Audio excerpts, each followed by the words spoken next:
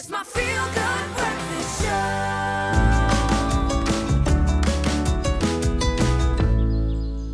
Welcome back to it. It is your feel-good breakfast show, Expresso, live right here on SABC3. It's a beautiful Monday. Thank you so much for choosing to start the week off with us.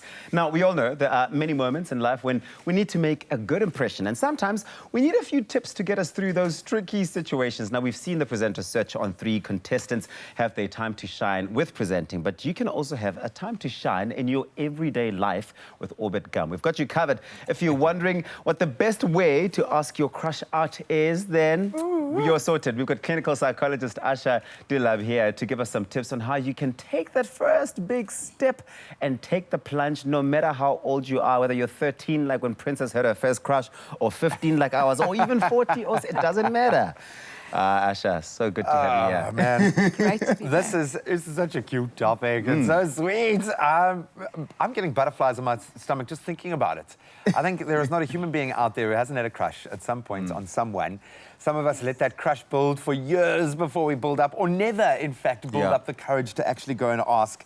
I mean, that feeling when your crush walks into the room, maybe it's happening right now in the office. Hey, do you have a crush? Do you have an office crush? Certainly not. Say it to me, come on, man. No, certainly not. I'm sorry, man. I'm Come sorry to on. let you down. But Asha, why is this such a big thing, do you think, for people? Why do we have a physical reaction?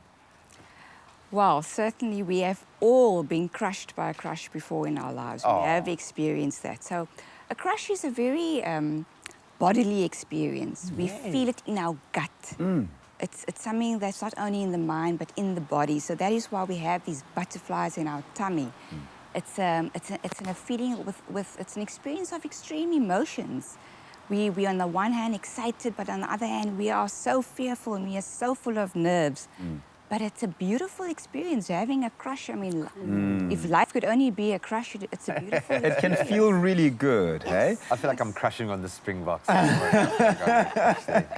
But Asha, what are some of the daily challenges or sort of big challenges that single people face when trying to put themselves out there and try to put themselves in front of their crushes? What are some of the big challenges there? Sure, I think definitely the fear of rejection. Yeah. That is the first thing that people fear. It's being rejected. They go into this almost this flight, fight, or freeze mode when they have to meet their crush and they have to engage. It's either they become quite, their throat just closes up and they can't even speak. So the challenge is definitely rejection, but rejection can be a protection from the universe. So sometimes we just need to embrace rejection, be accepting of how it's going to play out, but also just be playful. Keep it adventurous, keep it fun. Keep it light. Keep it light. It's not that deep. Don't overthink it. Yeah, it's not that deep. Because your fear might be standing in the way of your perfect relationship. You just never know, but maybe you want to take the edge off and kind of plan something. So you've had the courage to overcome the butterflies. You've asked your crush out on a date. It got all weird, then it got all cool, and now he has said yes. What do you do for your first date to make sure that you don't completely scupper things? Because the nerves are going to be even worse then on the first date, especially if you've known the person for a long time. Sure.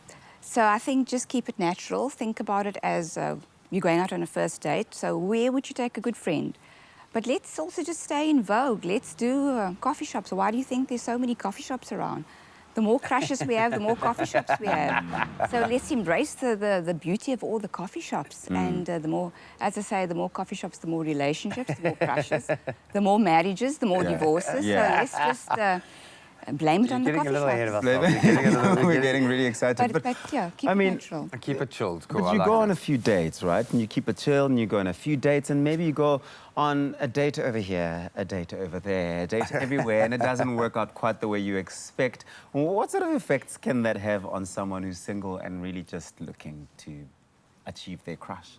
Sure. I think people can go into a self-doubt mode, questioning themselves, perhaps questioning, am I good enough? Am I lovable? What am I deserving of? I think people need to look at their perceptions of themselves. Where are they at in their current space and time? How do they perceive themselves? Because how you perceive yourself is what you're going to attract back into your life. So there's a lot of internal dialogue that happens. And one is to watch that. We can become quite self-critical of ourselves, and we can judge ourselves. So be careful of that. Watch that internal dialogue. What are you saying to yourself? And just remember that you are lovable. Make it an adventure. Life is adventure. You're not defined by a date. I just enjoy it, and I suppose this spills over into a number of areas. You might be thinking of asking for a raise. You might be wanting to go after a particular new job. You might be wanting to make a change in your life, and we do fear change. We do fear something, but there is something about a crush, because I think often it can build up for such a long time. You kind of build up that perception. What one tip do you have for someone who's just on the verge but needs that little push? What can you say to encourage? Keep it light, be adventurous, be fun. Go with your true, authentic self, and don't have any huge expectations.